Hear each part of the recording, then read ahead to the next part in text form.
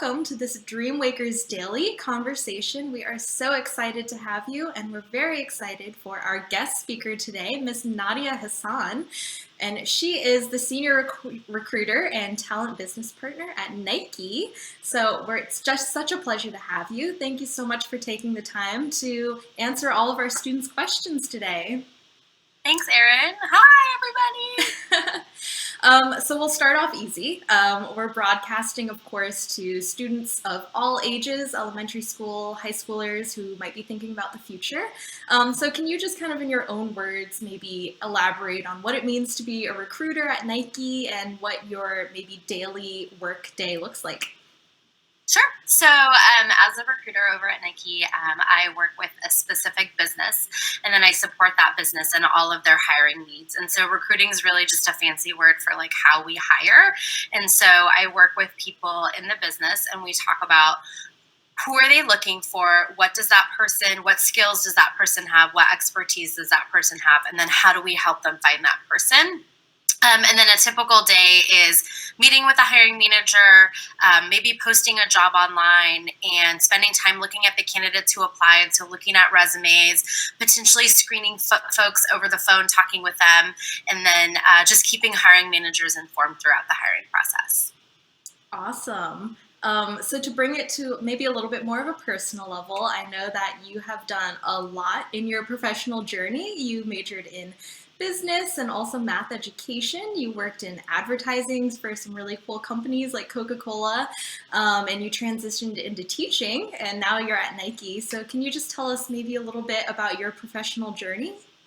Sure, I would love to. So it's interesting. I was in high school and I participated in a marketing competition known as DECA. And DECA really opened the doors for me in marketing. And that's kind of how I got into marketing. And I loved it. I think one thing that I would say is that our generation and the younger generation, we're all about like transferring our skills to different opportunities. And so I kind of worked in sales and marketing for a couple of years, loved it. It was super fun, but it didn't really fill my heart. And so I decided to get my master's in math education, and got into high school teaching and loved it. And then there were some layoffs, and the change in economy, especially now, has also changed what's happened to me. And so when I was laid off, someone in human resources was like, well, you could be a recruiter. It's like marketing, but working with people. And I love people. And so I was like, okay, sure. And so that's kind of what gave me the opportunity to open up my sort of human resources and recruiting lens. And that's sort of kind of the back and forth. And what I would say is, be flexible to change, be open to change. I know that that can be super scary and super hard. I still, to this day, miss the classroom. I miss teaching, but I also get to help people. I made someone a job offer recently and they cried on the phone. And so there's different things, and I've just kind of been able to roll with the punches in terms of like how the economy is doing and what's going well and what's not going well. So be open and flexible to change. That's awesome. And I actually think that segues really nicely into our first community submitted question. This one comes to us from a high schooler in New York City, and they're wondering, what keeps you moving forward? Ooh, that's hard. I mean, right now, it has been hard to move forward. Like there's a lot going on. The world feels a little bit scary. And so I find myself doing really weird things to cope. The other day I just cried because I thought that felt really good to do. But then I was like, all right, let's go. Like, what are we doing to move on? And so I think just the fact that I can make things better for people in the future keeps me moving forward. And so thinking of like my kids, the world that I want my kids to grow up in, I remember having my daughter and having not enough time in maternity leave. So I didn't have a really long time to take off with her. It was really hard to go back to work and trying to deal with that. And I thought, if there's something that I'm going to change in my life, it is that when my daughter has her child, she doesn't have to make a choice between going back to work and spending time with her baby. And so looking at our maternity leave. So just thinking of like our future. So like my kids, the kids that I taught, those are the things that make me think like, okay, we can get through this. We can get through this. But at the same time, allowing myself to grieve the things that I'm frustrated with or losing or sitting down and crying. I'm known to go in my closet and just kind of cry. But it really helps me process what I'm feeling and then say, okay, like, how do I move forward? And then in addition to that, asking for help. Like there have been times that I've been like, I can't do this. I actually cannot do this. And so I've said, hey, I need help. Can someone help me? And so I think that's really helped me as well, like having some folks that I can count on and rely on to help me moving forward. That's awesome. And I think that's great advice for all the students out there. And kind of speaking about thinking about the future, a lot of our students are, especially those high schoolers out there. And as a recruiter, I feel like you know better than anyone what companies are looking for when it comes to hiring new people and what really stands out. So do you have any maybe character traits or skills that you really recommend that students start thinking about honing now? Absolutely. So I would say technology skills are really important. I've come across folks who are not super comfortable on the computer or not super comfortable, with technology. And so let me rewind. A lot of the roles that I work on require technology knowledge. That is not all jobs in this world. There are tons of jobs that don't require you to know a computer. But I would say a lot of the roles that I work on specifically require just an understanding of technology. So feeling comfortable with programs, new programs, being open to trying something new, having kind of that growth mindset, like, oh, I don't know how to use this. I'll just share with you, I'm 37 years old. And there is this program called Smartsheets. I've never in my life used it, but it's like the new thing right now. And so my last 2 weeks has been learning how to use Smartsheets, and I didn't know how to do that. And so I think just a desire to be trained and to learn is really, really important in terms of what people look for. I also think just having sort of like some of those soft skills. So like knowing how to have a conversation, knowing how to make eye contact, understanding the importance of like a handshake, and just really knowing how to handle some of these sort of more sensitive and tense situations. Right now at Nike, my supervisor has calls every day with the team to talk about how we're doing emotionally. This is a new time. We don't know how to deal with what's going on. And so that skill that she has brought to me has allowed me to be really successful. And so, I would say kind of technology, knowing how to work with different kinds of people, being collaborative, being open to learning. Like I said, I'm 37 and I'm learning Smartsheets. And let me tell you, I was watching the videos and I was like, this is taking so long. Can someone just show me how to do it? But I'm practicing patience because Smartsheets is where we're going right now. And so I have to learn how to use it because that's just life. So. Yeah. Well, that's excellent. And interestingly, I think our next student question really hit on a couple of the things you talked about. This one actually comes from a fifth grader who's watching in Florida, and they are wondering, how important is it to be a good team player, and is there anything that they can do to be a better part of a team? Hello, Florida. So what I would say is absolutely. So being a team player is essential in, I think, really any role and being successful. And sometimes it's really hard to be a team player. Sometimes I know the answer and nobody else does. And I'm really annoyed. And I've had to learn to just really calm myself down when I know the answer, or be open to the fact that my answer could be wrong, which is hard as well. And so I would say, it's really important to be a team player. And some ways to be a team player, I think, is to learn to listen. Listening is not something that we tend to like to do, some of us, me especially. I love to talk. So really just listening, but then also acknowledging that you have listened to that person. That I think is really important. And I just think that, when you look at the way teams are working today, right now, all of our teams are working remotely. We have to be able to work together somehow. And that's really hard for some of us. And so it means making a mistake. It means saying sorry. I didn't mean it that way, or I didn't that's not what I was trying to do. And so I think it's really important to be a team player. And I think, any leadership things that you can do while you're in school, whether it's student government or helping build programs, those are the things that really help you gain those skills. And learning to listen to the people around you and help those people be seen and heard. I think those are direct traits into a really great leader. Great, yeah, and that was an excellent question. Thank you for our 5th grader from Florida. Our next question is actually coming from an educator. She's a middle school teacher in New Jersey, and she's always telling her students about growth mindset, and she was wondering, how can students learn and grow from adversity that they might face? This is a hard question because, different people have different types of adversity. My adversity is really different than someone else's adversity. I know right now we know kids who might not have food, they might not have a house.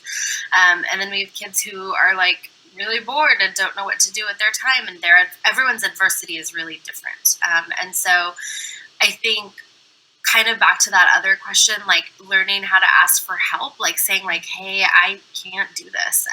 I'll be really honest. I had a really hard day with my 8-year-old yesterday. Like homeschooling is not going well. So I was like, I can't do this.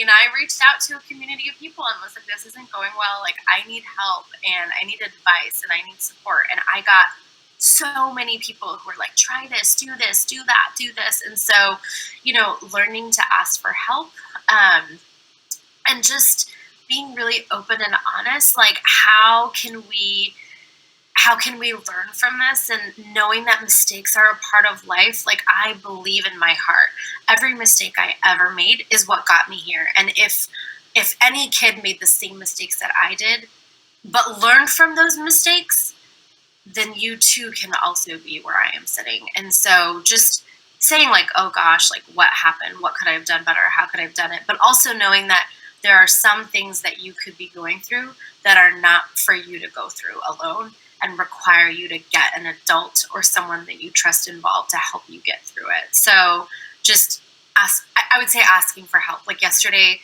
I was totally crying and was like, I don't know what to do.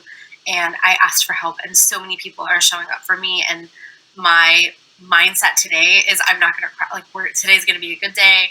Homeschooling is going to go better, and just kind of trying to continue to look forward.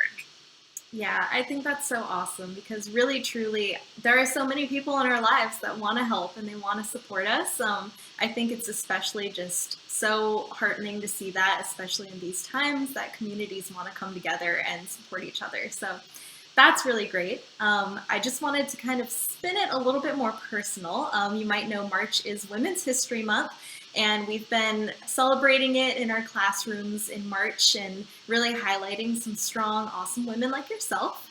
And a lot of our classrooms, students and teachers combined, really wanted to know perspectives about a woman in the workplace. And if you had maybe any obstacles that you felt you faced as a woman, and if you had any advice for the young women that are out there watching today. Yeah, so I would say, like being a woman in the workplace can be challenging. And then being a woman of color in the workplace, it's like, it kind of adds another layer. And so, I find myself having to figure out what battles do I want to pick today, especially when I sit in some really big rooms of people, that don't actually look like me, and that actually mostly don't look like me at all. And I think what I've had to do is I've had to say, what battles am I going to pick on today? How am I going to pick on those battles, and how am I going to move forward on those battles? And so, for example, like we talk about doing the right thing at Nike. Do the right thing is something that we talk about because it's a huge part of who we are. And so we talk about like, what does that look like? What does that mean? And so I'm the voice in the room saying like, what does the right thing look like? And so I think it's just knowing how to use your voice, when to use your voice, and then also taking care of yourself. Like, is this the place that I should be speaking up, or is it not the place that I should be speaking up? Yeah, that's really great. Thank you so much for sharing that. We have one more community submitted question, and honestly, I think it's one of the most popular DreamWakers questions. We hear it time and time again, but they want to know, what are some of the biggest rewards of your work?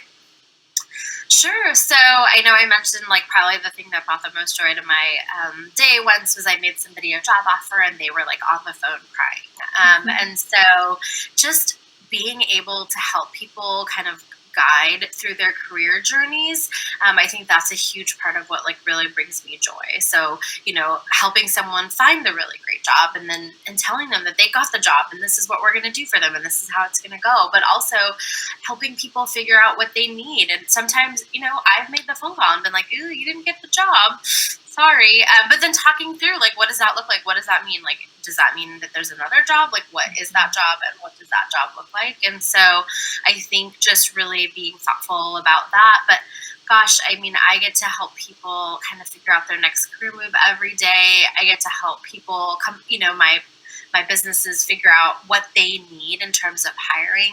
And so, that really brings me joy and I'm really thankful for that opportunity. So That's awesome. I hope all of the students get some sort of job in their future that brings them joy too.